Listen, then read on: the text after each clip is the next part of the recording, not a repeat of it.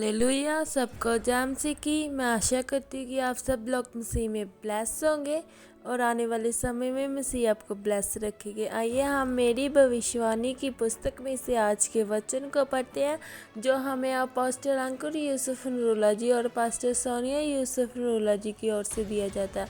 आइए हम इस वचन को पढ़ने से पहले कुछ देर प्रार्थना में जाएं। धन्यवाद यीशु मेरी सामर्थी खुदा, आज के वचन के लिए तेरा धन्यवाद करते हैं मेरे परमेश्वर पिता। इस सामर्थी वचन के लिए तेरा थैंक्स करते हैं, तेरे दास और दासी के लिए तेरा धन्यवाद करते हैं पिताजी। जब ये वचन हम पढ़े पिता, हमारी जिंदगियों में 100 गुना फल लेके आए पिता। अंधकार की शक्ति पिता इन वचनों में से कुछ चुराने ना पाए मेरे सामर्थ्य पिता। इस वचन के जरिए तेरे लोग ब्लेस हो, उनके घराने ब्लेस हो पिता, उनके लव वंस ब्लेस हो मेरे परमेश्वर पिता। आगे के समय को तेरे हाथों में सौंपते हैं, दुआ मांगते हैं यीशु नासरी के नाम से, आमीन। आज का वचन, बुद्धि का वरदान। दाऊद के पुत्र इज़राइल के राजा सुलेमान के नीति वचन, इनके द्वारा पढ़ने वाला बुद्धि और शिक्षा प्राप्त करे और समझ की बातें समझे।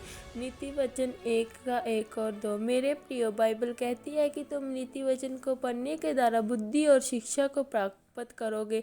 बाइबल में लिखा है कि नीति वचन को पढ़ने वाला अपने कामों में प्रवीणता, धर्म, न्याय और निष्कर्षा का ज्ञान प्राप्त पाता है। मेरे प्रियो, आपको लगता है कि बुद्धि की मुझे क्या ज़रूरत है, मैं तो छोटा मोटा काम करता हूँ, मुझे बुद्धि नहीं चाहिए। शैतान जब प्रभु यीशु मसीह की परीक्षा लेने आया तब उसने कहा कि अगर तू परमेश्वर का पुत्र है तो इस पत्थरों को बोल कि ये रोटी बन जाए। लेकिन प्रभु यीशु मसीह ने ये नहीं कहा कि शैतान, थोड़े दिन पहले मेरे लिए बानी हुई है कि मैं परमेश्वर का बेटा हूँ, तो कैसे कह सकता है कि मैं परमेश्वर का बेटा नहीं हूँ। प्रभु यीशु मसीह ने बहस ना करके यह कहा कि शैतान, लिखा है कि मनुष्य केवल रोटी से नहीं बल्कि परमेश्वर के मुख से निकले एक एक वचन से जीवित रहेगा। और जब प्रभु यीशु मसीह ने शैतान को परमेश्वर के वचनों के बीच में उत्तर दिया, तब शैतान प्रभु यीशु मसीह के सामने से चला गया। मेरे प्रियो, जिस तरह प्रभु यीशु मसीह ने उत्तर दिया उसी प्रकार पौलुस ने भी उत्तर दिया। जब वह एक जगह प्रचार कर रहा था तब लोगों ने उससे घेर कर उस पर मुकदमा लगाया और पौलुस को मारने की योजना बनाने लगे। तब पौलुस को ये बात मालूम थी कि दो ग्रुप मेरे सामने खड़े हैं, एक सदूकियों का जो कहते हैं कि ना पूर्ण स्थान है और ना आत्मा है, और दूसरा ग्रुप फरीसियों का जो कहते हैं पूर्ण स्थान भी है और आत्मा भी है। तो पौलुस कहता है कि भाइयों, मेरा न्याय हो रहा है कि जी उठने के विषय में, कि मैं यीशु मसीह के जी उठने का प्रचार कर रहा हूँ, और वो दोनों ग्रुप लड़ने लगे और पौलुस बच गया।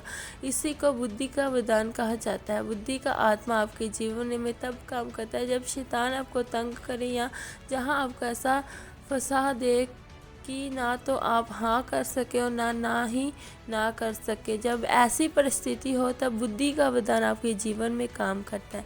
कुछ लोग ऐसे होते हैं जिन्हें आप जिस भी विभाग में रखें वो आपका काम ही बिगाड़ेगा। जो कुछ लोग ऐसे भी हैं जिसे आप कोई भी काम देंगे वो आपके कामों को सबसे बेहतर करके दिखाते हैं। कारण ये कि परमेश्वर ने उन्हें बुद्धि और प्रवीणता ही दी होती है, क्योंकि बाइबल बताती है कि काम करने की प्रवीणता उसी व्यक्ति के ऊपर है जिसके बुद्धि काम करती है और जो नीति वचन को पढ़ता है और पवित्रताई में महत्व को जानता है। बाइबल में लिखा है कि बुद्धिमान स्त्री अपने घर को बनाती पर मूर्ख स्त्री उसको अपने ही हाथों से ढा देती है। अगर आप नीति वचन को पढ़ने और ध्यान से समझने की कोशिश करें तो आप कभी भी अपने जीवन में दुखी नहीं होंगे। क्या आप जानते हैं कि अगर आप नीति वचन को पढ़ोगे तो आपके दुश्मन आपके मेल मिलाप करना चाहेंगे। मेरे प्रियो, परमेश्वर का वचन कहता है कि बैल के ना होने से गौशाला निर्बल तो हो रहती है, पर अगर बैल हो तो अनाज की बढ़ती होती है। अगर आप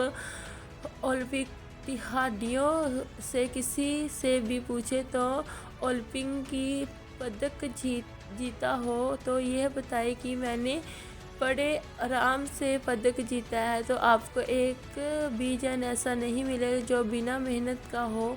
इसलिए आप अपने आरामदायक जीवन से बाहर निकलकर ही परमेश्वर के कामों को कर पाएंगे और अपने जीवन में परमेश्वर के काम को मजबूती से करने के लिए उसके वचनों पर चलेंगे। तब आप स्वर्गीय बुद्धि के साथ काम कर पाएंगे। आमीन। प्रार्थना, ये प्रार्थना आप आपकी तरफ से की जाए। सर्वशक्तिमान परमेश्वर के लिए मैं धन्यवाद करता हूँ कि मैं प्रार्थना करता हूँ कि आप मुझे बुद्धि और समझ का वरदान दीजिए ताकि मैं अपने आत्मिक जीवन में बढ़ सकूँ। प्रभु यीशु मसीह के सामर्थी नाम में आमीन। धन्यवाद यीशु मेरे सामर्थी खुदा, इस वचन के लिए तेरा थैंक्स करते हैं पिता। ये वचन हमारी ज़िंदगी में 100 गुना फल लेके आए पिता। अंधकार की शक्ति पिता इन वचनों में से कुछ चुराने न पाया। एक समय तेरा हाथों में सौंपते हैं दामाद नासरी के नाम से आमीन। अगर आपको हमारी वीडियो अच्छी लगती है तो हमारे चैनल को सब्सक्राइब करें, बेल आइकन को दबाएं कि आने वाली हर न्यू वीडियो का नोटिफिकेशन आपको मिले। सबको जय मसीह की। God bless you all.